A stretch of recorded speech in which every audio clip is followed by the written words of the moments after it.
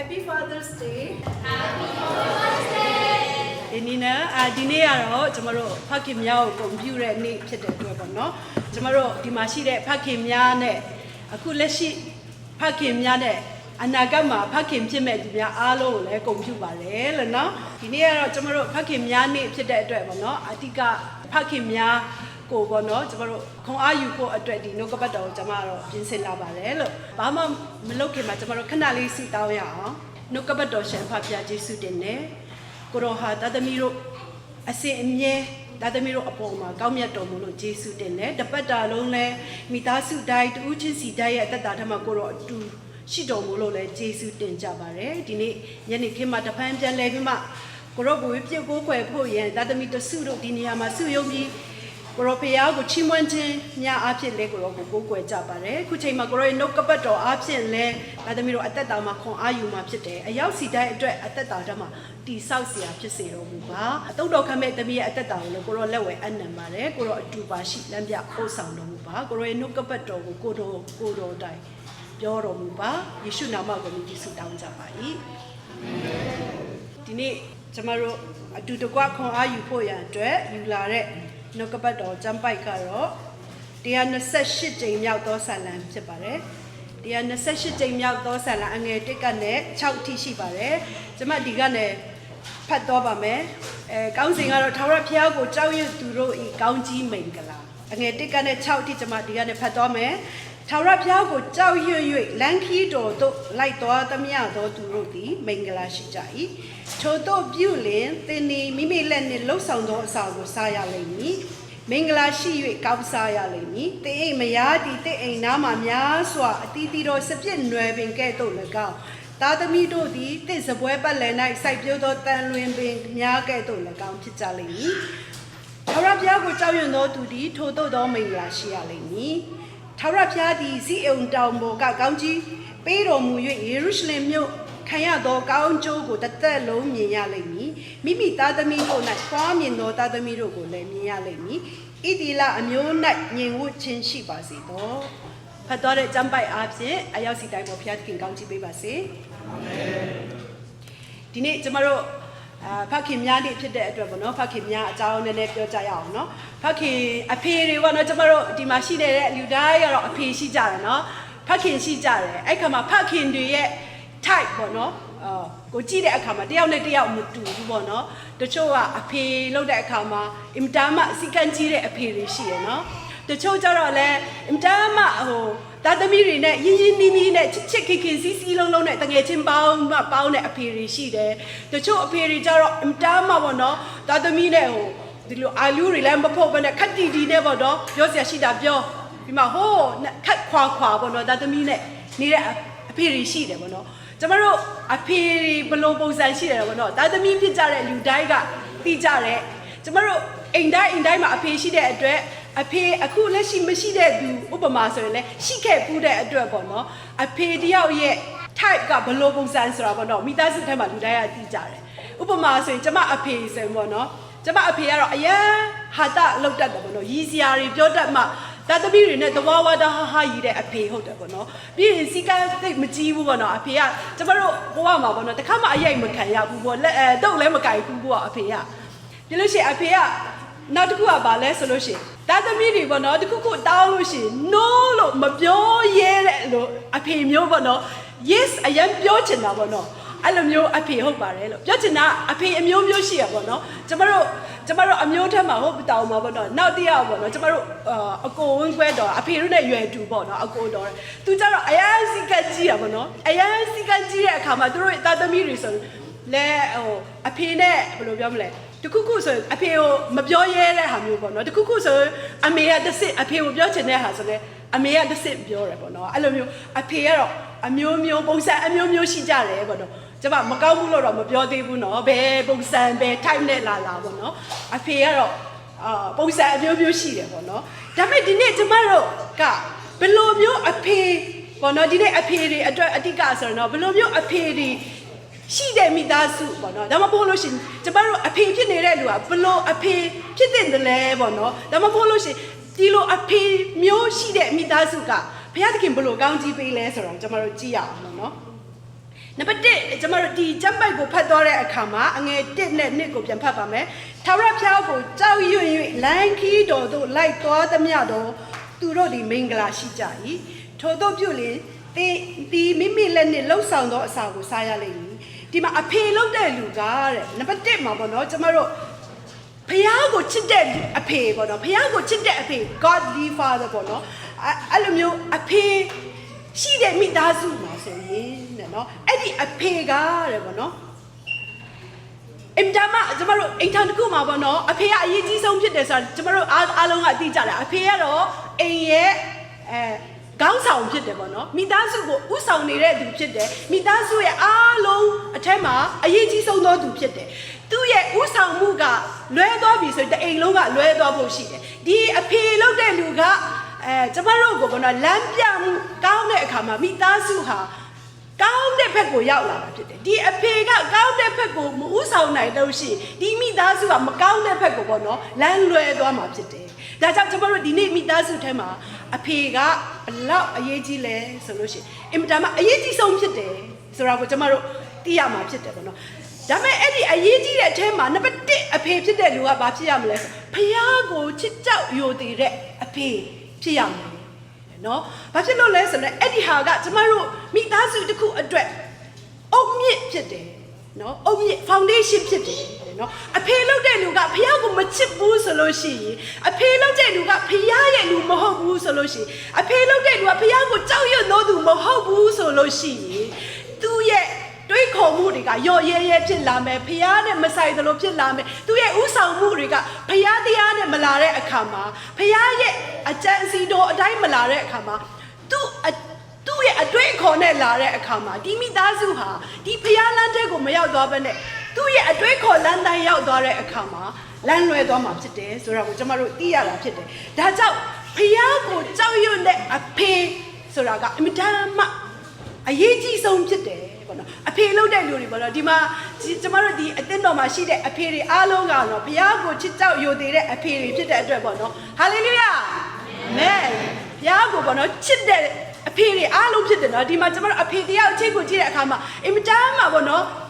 အဖေကြောင့်ပေါ့နော်ဒီမိသားစုဒုက္ခရောက်သွားတဲ့မိသားစုတွေတိတ်မရှိဘူးမရှိသလောက်ပဲပေါ့နော်အဖေတွေကအင်မတန်မှပေါ့နော်ဖျားတရားထဲမှာပေါ့နော်ကျမတို့မိသားစုတိုင်းကိုဥဆောင်နေတာကိုမြင်ရတဲ့အခါမှာနော်အင်တမ်းမှာဝမ်းမြောက်စရာကောင်းတယ်ပေါ့နော်ဒီလိုပဲတဲ့နော်ကျမတို့ဒီနှုတ်ကပတ်တော်ထဲမှာဗာပြောလဲဆိုအဖေဖြစ်တဲ့လူကတဲ့ထာဝရဘုရားကိုကြောက်ရွံ့ပြီးမှဖျားသခင်ရဲ့စကားကိုနားထောင်မှပေါ့နော်တရားလမ်းထဲမှာလိုက်ရမယ်တဲ့အဲ့ဒီအခါမှာတဲ့ပေါ့နော်ဥပမာအဖေကပေါ့နော်ဘုံဥပမာဖြစ်ရမယ်တဲ့မိသားစုအတွက်သူ့ရဲ့ပြောဆိုမှုသူ့ရဲ့လှုပ်ဆောင်မှုပေါ့နော်ကျမတို့တခါတည်းအဖေမေလှုပ်တဲ့အခါမှာပေါ့မိသားစုထဲမှာကျမတို့ကိုကမလှုပ်နိုင်ပဲနဲ့ပေါ့နော်ကိုမလိုက်နိုင်တဲ့အစည်းကမ်းကိုတာသမီကိုသွားပေးတဲ့အခါမှာတာသမီတွေကလိုက်သလားဆိုမလိုက်ဘူးနော်ကျမတို့ဘလောက်ပြောတဲ့ဟာကိုတို့ကမမြင်ဘူးမကြားဘူးကျမတို့မိဘလှုပ်တဲ့လူတွေရဲ့ဘာလှုပ်တယ်လဲတို့ဘလို့အသက်ရှင်နေထိုင်တယ်လဲဆိုရက်အသက်တာကိုပဲတို့ကကြည်တာဖြစ်တယ်တာသမီတွေကဒါကြောင့်ကျမတို့အဖေလုပ်တဲ့လူတွေဟာအိမ်မှာအရေးကြီးဆုံးဖြစ်တဲ့အတွက်မိသားစုမှာတဲ့နံပါတ်1ဘုံဥပမာကောင်းဖြစ်ရမယ်ဆိုတာကိုကျမတို့နားလည်ရမှာဖြစ်တယ်ကျမတို့အသက်တာထက်မှာပေါ့နော်နံပါတ်1ဘုံဥပမာကောင်းအဖေလုပ်တဲ့လူကဖြစ်ရမယ်တာသမီတွေအဖေကိုကြည့်တဲ့အခါမှာအဖေဟာတို့အတွက်အတူယူစရာတင်ယူစရာပေါ့နော်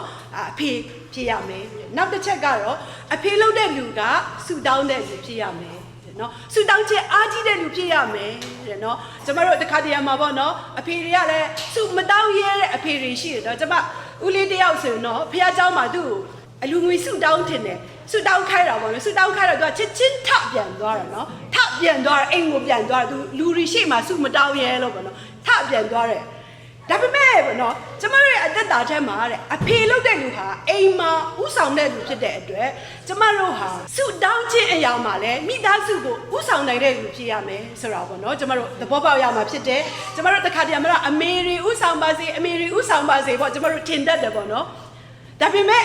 အရေးကြီးဆုံးကအဖေကစုတောင်းအားချင်းအရာမှာအားကြီးဆုံးဖြစ်ရမယ်အိမ်လုံးမှာပေါ့နော်အားကြီးဆုံးဖြစ်ရမယ်ဘုံဥပမာဖြစ်ရမယ်ခုနနှစ်ချက်ရှိသွားပြီနော်နောက်တစ်ချက်ကပါလို့ဆိုသူက ဥဆောင်သူဖြစ်တဲ့အတွက်မိသားစုရဲ့ leader ဖြစ်တဲ့အတွက်မိသားစုထဲမှာပေါ့နော်ဥဆောင်မှုအရေးချင်းမရှိလို့မရဘူးပေါ့နော်မိမအနေဥဆောင်လိုက်ကွာမိမအနေဟိုလှုပ်လိုက်ကွာဆိုပါလွဲလို့အကုန်လုံးမရဘူးပေါ့နော်ကျမတို့ဘာပဲဖြစ်ဖြစ်အဖေလှုပ်တဲ့လူကဒီဥဆောင်သူနေရာမှာကျမတို့တာဝန်ပေါ့နော်ရှိတဲ့အတွက်အဲ့ဒီတာဝန်ကိုယူရမှာဖြစ်တယ်ဆိုတာကိုသဘောပေါက်ရမှာဖြစ်တယ်ပြီးလို့ရှိရင်အပြောနဲ့မပြီးဘူးပေါ့နော်လောက် action နဲ့ပြရတဲ့အဖေတွေဖြစ်ရမယ်တဲ့နော်ပြီးလို့ရှိရင်တော့အလုပ်စ조사တဲ့လူပေါ့နော်မစ조사လို့မရဘူးအဖေဖြစ်တဲ့လူမှမစ조사လို့ရှိရင်နောက်ကလူတွေသူဟာသူစ조사လာလိမ့်မယ်လို့တော့မမျှော်လင့်ပါနဲ့မရှိပါဘူးလို့နော်ဒါကြောင့်ကျမတို့ရဲ့အဖေလုပ်တဲ့လူဟာအလုပ်စ조사တဲ့လူဖြစ်ရမယ်နောက်တစ်ချက်အရေးကြီးဆုံး humble ဖြစ်ရမယ်တဲ့နော်နှိမ့်ချတဲ့လူဖြစ်ရမယ်ကျမတို့တခါတည်းမှာပေါ့နော်ငါအဖေကွာပေါ့နော်ဘာလူခက်စမ်းဒီဟာယူခက်စမ်းပေါ့နော်တခါလေအိမ်မှာ leader ဖြစ်တဲ့အတွက်အဲ့လိုပြောလို့ရတဲ့အချိန်တွေရှိပေမဲ့နှိမ့်ချမဲ့အချိန်တွေမှာပေါ့နော်ကျမတို့နှိမ့်ချနိုင်တဲ့ခေါင်းဆောင်ဖြစ်ရမယ်ဆိုတာကိုသိရတာဖြစ်တယ်ပြီးလို့ရှိရင်တော့စီကံရှိရမယ်ပေါ့နော်အလုပ်စ조사ရမယ်ပြီးလို့ရှိရင်အရေးကြီးဆုံးနောက်တစ်ချက်ကပါလဲဆိုလို့ရှိရင်မိသားစုကိုချစ်ချင်းမြတ်တာနဲ့ဥဆောင်တဲ့ဖြစ်ရမယ်ဘလောက်ပဲစီကနေထုတ်ဘလောက်ပဲဘလို့ပဲစ조사ရအောင်ပဲပြောချစ်ချင်းမြတ်တာမပါဘဲနဲ့ဒီအဖေကလုံနေပဲအမိတ်အာနာနဲ့လုံနေမယ်ဆိုရင်အဲ့ဒီရဲ့ဥဆောင်မှုဟာဘယ်တော့မှအောင်မြင်လာမှာမဟုတ်ဘူးဆိုတာကိုကျမတို့နားလည်ရမှာဖြစ်တယ်ဒါကြောင့်ကျမတို့ဘောနော်မိသားစုထဲမှာအဖေလုပ်တဲ့သူကဥဆောင်တဲ့အခါမှာနံပါတ်1အရေးကြီးဆုံးကချစ်ချင်းမြတ်တာဖခင်ရဲ့မြတ်တာကိုကျမတို့ဖခင်ရဲ့မြတ်တာကိုကျမတို့နားမလဲပဲနဲ့အဲ့ဒီမြတ်တာကိုနဲ့မိသားစုကိုဥဆောင်ဖို့ဆိုတာမဖြစ်နိုင်ပါဘူးဒါကြောင့်အဖေလုပ်တဲ့လူကဖခင်ရဲ့မြတ်တာကိုကိုယ်တိုင်ခံစားထိ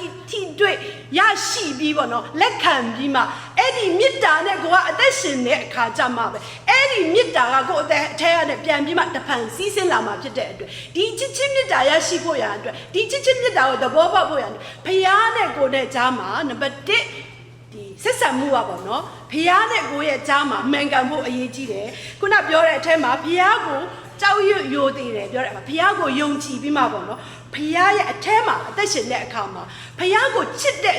အဖေတယောက်ရှိလာတဲ့အခါမှာဒီအရာတွေကပေါ့နော်ခုနပြောတဲ့အရာတွေကအဖေတယောက်ရဲ့အသက်တာထဲမှာသူကသူပါလာမှာဖြစ်တယ်ဖခင်ကိုချစ်တဲ့လူကသူ့ရဲ့အသက်တာထဲမှာပုံဥပမာဖြစ်လာဖို့ကသူဟာသူလိုက်လာလိမ့်မယ်ဖခင်ကိုချစ်တယ်ဆိုတဲ့နေရာချစ်ပြီးမှမပြီးသွားဘူးပေါ့နော်ချစ်တဲ့အခါမှာ action လာတာဖြစ်တဲ့အတွက်ဒီအရာတွေခုနသူပြောကျမပြောတဲ့အရာတွေပေါ့နော်အားလုံးကလိုက်လာတာဖြစ်တယ်ဆိုတာကိုနားလည်ရတာဖြစ်တယ်အဲ့ဒါကြောင့်ပေါ့နော်အငယ်3နဲ့4ကိုကြည့်တဲ့အခါမှာဘာတွေ့ရလဲဆိုလို့ရှိရင်ခုနသူ့ရဲ့အသက်တာထဲမှာပေါ့နော်ဖခင်ကိုကြောက်ရွံ့ယိုသေးပြီးဖခင်ရဲ့တရားလမ်းကိုလိုက်တဲ့အခါမှာအဖေလုပ်တဲ့သူလိုက်တဲ့အခါမှာတဲ့တေဤမယားသည်တိတ်အိမ်နာမှာများစွာအတီးတီတော့ဆက်ပြစ်နွယ်ပင်ကဲ့သို့၎င်းနော်တာသမီးတို့သည်သစ်စပွဲပတ်လည်၌စိုက်ပျိုးသောတန်လွင်ပင်များကဲ့သို့၎င်းဖြစ်ကြလိမ့်မည်နော်အဖေလုပ်တဲ့လူကကျမတို့ချစ်ချင်းမြတ်တာနဲ့မိသားစုထဲမှာအိမ်ထောင်ထဲမှာဥဆောင်လာတဲ့အခါမှာအရာဟာပေါ့နော်ကောင်းလာတယ်သူ့ရဲ့ဇနီးဖြစ်တဲ့လူကပေါ့နော်ခုနဘာပြောလဲဆိုတော့ဒီမှာအိမ်နာမှာများစွာအတီးတီတော့စပစ်နွယ်ပင်ကဲ့သို့ဖြစ်လာမယ်မိမသူ့ရဲ့မိမရဲ့အသက်တာထဲမှာပေါ့နော်သူယောက်ျားလုပ်တဲ့လူအင်မတန်မှကောင်းအောင်ဥဆောင်နိုင်တဲ့အတွက်သူ့ရဲ့အသက်တာဟာအကိုက်ခက်လို့ဖြစ်တယ်ပေါ့နော်ခုနနွယ်ပင်လို့ဖြစ်တဲ့နေရာမှာသူ့ရဲ့အတီးတွေအများကြီးတီးလာတယ်ပြောချင်တာဒီကောင်းတဲ့အရာတွေမိမစီကလည်းအများကြီးထွက်လာလိမ့်မယ်မယုံရင်စမ်းကြည့်ကြပါနော်ချစ်ချင်းမြတ်တာနဲ့ဥဆောင်ကြပါအဲ့ဒီအခါမှာတင်တို့ရဲ့ဇနီးမယားတွေစီကအတီးအပွင့်တွေအများကြီးခံစားရမှာဖြစ်ပါတယ်လို့အာမင်ဒါကြောင့်ကျမတို့ရဲ့အသက်တာထဲမှာပေါ့နော်ဥဆောင်သူဖြစ်တဲ့ဖခင်များရဲ့အသက်တာဟာဇနီးတွေကိုလည်းကျမတို့ကချင်းမြတ်တာနဲ့ပေါ့နော်ဥဆောင်ဖို့အရေးကြီးတယ်ဆိုတာကိုဒီမှာတွေ့ရတာဖြစ်တယ်အဲ့ဒီအခါမှာဇနီးမယားစီမှာအသက်တာထဲမှာစပြစ်နွယ်ပင်ကနဲ့စပြစ်သီးတွေအင်မတန်မှတီးတယ်လို့ပဲခံစားရမယ်အသီးကိုစားရမှာဖြစ်တယ်ဆိုတာကိုကျမတို့သိရှိရတာဖြစ်တယ်စကားပုံအများကြီးဒီမှာအဖြူတွေပြောတာနော်ကျမတို့လူတိုင်းအားလုံးသိကြတယ်ဗါလဲ happy wife happy life အားလုံးသိတယ်နော်မိမမပြောတဲ့မိသားစုမှာဘလောက်နေရခက်တယ်ဆိုတာအိမ်ထောင်ရှိတဲ့လူတိုင်းသိတယ်နော်မိမကစိတ်ဆိုးပြီးစိတ်ကောက်ပြီးစိတ်မိမမပြောတော့ဘူးဆိုယောက်ျားနေလို့ရလားမ မရဘူးပျော်သလားမပျော်ဘူးမယုံရင်စမ်းကြည့်ကြပါဒါကြောင့်ပေါ့နော်ပြောချင်တာကဘုရားသခင်ရဲ့ချစ်ချင်းမေတ္တာနဲ့ကျမတို့ဥဆောင်တဲ့အခါမှာပေါ့နော်ဘုရားသခင်ရဲ့ချစ်ချင်းမေတ္တာကျမတို့အသက်တာထက်ကအစည်းအစစ်တဲ့အခါမှာအဖေဖြစ်တဲ့လူရဲ့အသက်တာထက်မှာဘုရားသခင်ရဲ့ချစ်ချင်းမေတ္တာစီးဆင်းလာတဲ့အခါမှာအကောင်းမြင်လာလိမ့်မယ်မိမကိုအကောင်းမြင်လာလိမ့်မယ်နော်မိမကိုကောင်းကောင်းဆက်ဆံလာလိမ့်မယ်မိမကိုချစ်လာလိမ့်မယ်ကောင်းကောင်းသူဖေးမအတွက်ခေါ်လာလိမ့်မယ်အဲ့ဒီအခါမှာမိမကပျော်လာမယ်ပျော်လာလို့ရှိရင်သူရဲ့လှုပ်ဆောင်မှုတွေကလည်းပိုပြီးကောင်းလာမယ်ကျမတို့အဲ့ဒါအမှန်တရားဖြစ်တယ်ပေါ့နော်ဒါကြောင့်ကျမတို့ရဲ့အသက်တာထဲမှာတခါတည်းလင်မယားရံဖြစ်တယ်မလားရံဖြစ်တဲ့အခါမှာဘသူကအရင်တောင်းပါမလဲဘသူကအရင်တောင်းပါချင်လဲကျမတို့အသက်တာထဲမှာပေါ့နော်မိမတောင်းပါမဲ့အချိန်ကိုစောင့်နေတော့ဆက်ပြီးမှပေါ့နော်peace တော့ရှိလာမှာမဟုတ်ဘူးပေါ့နော်ယောက်ျားအရင်တောင်းပန်လိုက်ပါအဲ့ခါမှာအရင်ပျော်စရာကောင်းလာလိမ့်မယ်ဆိုတော့ပေါ့နော်ကျမတို့ရဲ့မိသားစုထဲမှာအမှန်အရေးကြီးပါတယ်ခုနမိမစီမှာခုနစပြစ်နွယ်ပင်ကအတီးတီးတယ်လို့ပဲတဲ့နော်နောက်တစ်ချက်ရှိသေးတယ်နော်ဒီမှာတာသမီးတို့ဒီတင့်စပွဲပတ်လည်၌စိုက်ပြိုးတော့တန်လွင်ပင်များကဲ့သို့၎င်းဖြစ်ကြလိမ့်မယ်ကျမတို့အိမ်ထောင်ထဲမှာမိသားစုစီစီရိုးရိုးတဲ့ဟေးလာဝါလာတဲ့ပျော်စရာစပွဲဝိုင်းရှိတဲ့အချိန်ဘလောက်ပျော်စရာကောင်းလဲမဟုတ်ဘူးလားကျမတို့အသက်တာထဲမှာမိသားစုသားသမီးတွေကိုပေါ့နော်ကိုယ့်ရဲ့ပတ်ဝန်းကျင်မှာပေါ့နော်မွေးထားမှကလေးနဲ့အဖေနဲ့သမီးသားနဲ့မတည့်အဖေနဲ့သမီးနဲ့အမေနဲ့သားနဲ့ရံဖြစ်ပြီးမှပေါ့နော်စကားမပြောနိုင်မဆိုနိုင်သားသမီးတွေစိတ်ဆိုးအဲ့ဒီဟာတွေကကောင်းကြီးမိတ်ကရာမဖြစ်ဘူးတဲ့ဒါပေမဲ့ဘုရားသခင်ရဲ့ချစ်ချင်းမေတ္တာနဲ့ဥဆောင်လာတဲ့အခါမှာဒီမိသားစုထဲမှာစီစီယုံယုံတိုက်တိုက်ဝန်းဝန်းနဲ့သားသမီးတွေတယုံယုံနဲ့ပေါ့နော်အဲ့လိုဖြစ်လာတဲ့အခါမှာပိုပြီးမှဘုရားသခင်ရဲ့ဘုန်းတော်ထင်ရှားဖို့ဖြစ်တယ်ဒီမိသားစုဟာဒီမိသားစုကိုဘုရားသခင်ကဆက်ပြီးအသုံးပြုနေမှာဖြစ်တယ်ဘုရားသခင်ကဆက်ပြီးကြီးမြောက်နေမှာဖြစ်တယ်ဒါကြောင့်ကျမတို့ရဲ့မိသားစုထဲမှာပေါ့နော်အရေးကြီးဆုံးဖြစ်တဲ့အဖေတွေဘုရားသခင်ရဲ့ချစ်ချင်းမေတ္တာစီးဆင်းဖို့အရေးကြီးတယ်အသက်တာထဲမှာဘုရားသခင်ရဲ့ချစ်ချင်းမေတ္တာနဲ့မိသားစုကိုဥဆောင်နိုင်ဖို့အရေးကြီးတယ်အဲ့ဒီအခါမှာတည့်ရဲ့ဇနီးမယားတွေစီမှာပျော်စရာကောင်းလာမယ်တည့်ရဲ့သားသမီးတွေနဲ့တိုက်တိုက်ဝန်းဝန်းဖြစ်လာမယ်တနေ့ရဲ့သားသမီးတွေရဲ့အတီးအပွင့်တွေပေါ့နော်သူတို့ရဲ့အောင်မြင်မှုတွေရရှိလာမှာဖြစ်တယ်ဆိုတော့ကျမတို့မြင်ရတာဖြစ်တယ်ဆက်ပြီးမှကြည့်တဲ့အခါမှာပေါ့နော်အငယ်9မှာထာဝရဘုရားသည်ဇိအုန်တောင်ပေါ်၌ကောင်းချီးပေးတော်မူပြီးယေရုရှလင်မြို့ခံရတော့ကောင်းကျိုးကိုတစ်သက်လုံးမြင်ရလိမ့်မယ်မိသားစုထဲမှာပေါ့နော်မိသားစုထဲမှာကောင်းကြီးမင်္ဂလာရှိလာတဲ့အခါမှာဒီမိသားစုကမိသားစုတစ်ခုတည်းနေလို့မရပါဘူးဒါ community နဲ့နေတဲ့အခါမှာအဲ့ဒီ community ကိုပေါ့နော်ကျမတို့ရဲ့အသက်တာအားဖြင့်ကောင်းကြီးဖြစ်လာမယ်နော်ကျမတို့ရဲ့မိသားစုတစ်ခုတည်းမနေဘူး community နဲ့နေတဲ့အခါမှာကျမတို့မိသားစုအားဖြင့်ကျမတို့ရဲ့ပတ်ဝန်းကျင်ကျမတို့ရဲ့အသင်းတော်အတွက်ကောင်းကြီးမင်္ဂလာဖြစ်လာမယ်နော်ဒီမှာယေရုရှလင်မြို့ဇိအုန်တောင်ပေါ်ကကောင်းကြီးပေးတော်မူယေရုရှလင်မြို့ခံရတော့ကောင်းကြီးကိုတစ်သက်လုံးမြင်ရမယ်ပြီးလို့ရှိရင်ကျမတို့ရဲ့အသက်တာထဲမှာပေါ့နော်တနေ့အရာမှာအောင်မြင်ခြင်းတယ်ပေါ့နော်ကျမတို့အရန်စူးစမ်းတယ်ပေါ့နော်ဒါပေမဲ့တည့်ရဲ့အိမ်ထောင်ထဲမှာမအောင်မြင်လို့ရှိရင်ဒီအခြားနေရာမှာအောင်မြင်မယ်လို့မယုံကြည်ပါနဲ့ပေါ့နော်အိမ်ထဲမှာတော့မအောင်မြင်ရင်အပြင်မှာအောင်မြင်ဖို့မရှိပါဘူးတဲ့နော်ကျမတို့ရဲ့အသက်တာထဲမှာအိမ်ထောင်ထဲမှာအောင်မြင်ဖို့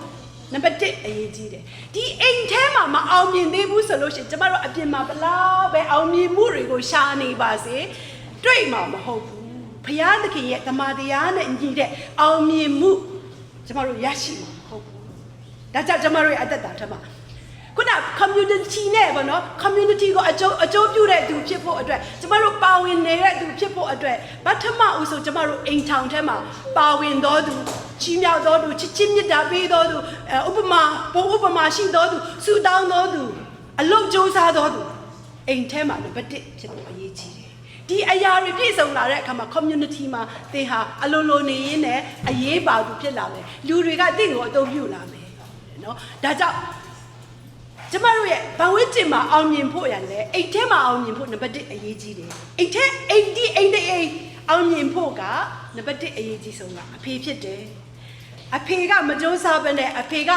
ချစ်ချစ်မြတ်တာမပါဘဲနဲ့ချစ်ချစ်မြတ်တာနဲ့မဥဆောင်ဘဲနဲ့ဒီအိမ်ထောင်ထဲမှာအောင်မြင်ခြင်းတွေရရှိလာမှာမဟုတ်ဘူးဒါကြောင့်ကျမတို့ရဲ့အသက်တာထဲမှာပေါ့နော် အင်တမ်းမအရေးကြီးအဖေတွေအရေးကြီးတယ်ဆိုတော့ကိုကျွန်တော်တို့ဒီနေ့သိရှိရမှာဖြစ်တယ်မိမိသားသမီးတို့၌ဖွားမြင်သောသားသမီးတို့ကိုလည်းမြင်ရလိမ့်မည်ဣတိလအမျိုး၌ညီဝချင်းရှိပါစေတော့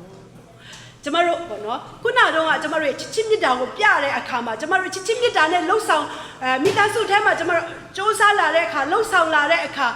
ကျမတို့ရဲ့မိသားစုရဲ့အောင်မြင်ခြင်းဟာတဖြည်းကြီးလာပြီးမှတင့်ရဲ့သားသမီးမကောက်တင့်ရဲ့မြေးတွေရဲ့အောင်မြင်မှုတွေတင့်ရဲ့မြင့်တွေရဲ့အောင်မြင်မှုကျမတို့သားစဉ်မြေးဆက်အောင်မြင်မှုကိုဘုရားသခင်ကပေးမှာဖြစ်တယ်အာမင်ဒါကြောင့်ကျမတို့ရဲ့အသက်တာထဲမှာအရေးကြီးဆုံးဖြစ်တဲ့ဖခင်ပေါ့နော်အိမ်ထောင်ထဲမှာအတမ်းမှအရေးကြီးတယ်ကျမတို့ပေါ့နော်ကျမတို့ရဲ့အရေးကြီးဆုံးကကျမတို့ရဲ့ချစ်ချင်းမေတ္တာနဲ့ပေါ့နော်ချစ်ချင်းမြတ်တာဆိုတဲ့တကောချစ်ချင်းမြတ်တာဆိုတဲ့ power နဲ့ကျမတို့ရဲ့လှုပ်ဆောင်မှုတွေကိုစတင်ဖို့အရေးကြီးတယ်။ပြီးလို့ရှိရင်ကျမတို့အထဲမှာပေါ့နော်ကျမတို့အထဲမှာမိသားစုအထဲမှာနာကျင်ခြင်းတွေရှိနေသလားကျမတို့အထဲမှာရဖြစ်ခြင်းတွေရှိနေသလားကျမတို့အထဲမှာအကွဲမှုတွေရှိနေသလားဒီအရာတွေအားလုံးကို healing ဖြစ်ဖို့ရအတွက်ဘုရားသခင်ရဲ့ချစ်ချင်းမြတ်တာနဲ့ကျမတို့အချင်းချင်းချစ်ဖို့အရေးကြီးတယ်။ဘုရားသခင်ရဲ့ချစ်ချင်းမြတ်တာမပါဘဲနဲ့ကျမတို့တခြားအရာနဲ့ဒီအရာတွေကိုကျမတို့ပြန် heal ဖြစ်ဖို့အတွက်မဖြစ်နိုင်ပါဘူး။ဘုရားသခင်ရဲ့ချစ်ချင်းမြတ်တာကိုကျမတို့ရရှိပြီးအဲ့ဒီချစ်ချင်းမြတ်တာကျမတို့အထက်ကနဲ့စီးဆင်းလာတဲ့အခါမှာကျမတို့အထက်မှာရှိတဲ့နာကျင်ခြင်းတွေအားလုံးပျောက်ကွယ်သွားလိမ့်မယ်။မအောင်မြင်ခြင်းတွေအားလုံးထွက်ပြေးသွားလိမ့်မယ်။ကျမတို့ရဲ့အသက်တာဟာဒီချစ်ချင်းမြတ်တာအဖြစ်ကျမတို့ reflect ပြန်ဖြစ်မယ်ပေါ့နော်ကျမတို့မိသားစုထဲမှာရောပြီးလို့ရှိရင်ကျမတို့ရဲ့ community ထဲမှာရောဒါကြောင့်ကျမတို့ရဲ့အဖေတယောက်ရဲ့ voice အင်မတန်မှအရေးကြီးတယ်အဖေတယောက်ရဲ့အသက်တာအင်မတန်မှအရေးကြီးတယ်အဖေတယောက်ရဲ့ shape လုပ်ပေးမှုကအင်မတန်မှအရေးကြီးတယ်အဖေတယောက်ရဲ့ guide လုပ်ပေးမှုပေါ့နော်ကျမတို့အသက်တာထဲမှာအရေးကြီးဆုံးဖြစ်တယ်ဒါကြောင့်ကျမတို့ရဲ့အသက်တာထဲမှာဖခင်များပေါ့နော်ဒီနေ့အင်မတန်မှကုန်ယူဆရာကောင်းတာကဒီအသက်တော်မှာရှိတဲ့ဖခင်ပြအားလုံးဟာဒီအသက်တာနဲ့ပြည့်စုံတဲ့ဖခင်များဖြစ်တယ်အာမင်ဆက်လက်ပြီးဒီအသက်တာမှာပေါ့နော်ဘုရားသခင်ရဲ့ချစ်ချင်းမြတ်တာစီးဆင်းပြီးမှပေါ့နော်ကျမတို့အိမ်ထောင်တစ်ခုချင်းစီရလဲကြီးပွားပြီးမှတိုးတက်ပြီးမှအောင်မြင်နေတာမကကျမတို့ရဲ့တာမြေမြစ်ပေါ့နော်တီတွအကုန်လုံးထိပေါ့နော်ဘုရားသခင်ရဲ့ချစ်ချင်းမြတ်တာစီးပြီးမှကျမတို့ရဲ့အသက်တာဟာကောင်းကြီးမင်္ဂလာနဲ့ပြည့်တာမှာဖြစ်တယ်ဒီကောင်းကြီးမင်္ဂလာတွေရရှိဖို့ရတဲ့အတွက်အဖေများဒီနေ့ချစ်ချင်းမြတ်တာနဲ့အသက်တာထဲမှာဘုရားသခင်ရဲ့ချစ်ချင်းမြတ်တာကို foundation အနေနဲ့ကျမတို့ထည့်ထားပြီးမှဆက်ပြီးအသက်ရှင်ကြရအောင်အဲ့ဒီအခါမှာဘုရားသခင်ရဲ့ချစ်ချင်းမြတ်တာကျမတို့အသက်တာထဲမှာစီးဆင်းလာတဲ့အခါမှာတူးချင်းစီကိုကူးဆက်သွားမှာဖြစ်တယ်အိမ်ထောင်ထဲမှာဒီချစ်ချင်းမြတ်တာဒီလိုစီးဆင်းပတ်လည်လာတဲ့အခါမှာ community ကိုစီးဆင်းလာမှာဖြစ်တယ်အားလုံးကဒီလိုဘုရားသခင်ရဲ့ချီးမြှောက်ခြင်းကောင်းချီးမင်္ဂလာရရှိမှာဖြစ်တယ်ဒါကြောင့်ဖခင်များဒီနေ့စတင်ကြရအောင်လို့အနည်းငယ်ခွန်အားပေးချင်တာအများလောက်ဖြစ်တယ်အရောက်စီတိုင်းပေါ်ဘုရားသခင်ကောင်းချီးပေးပါစေအာမင်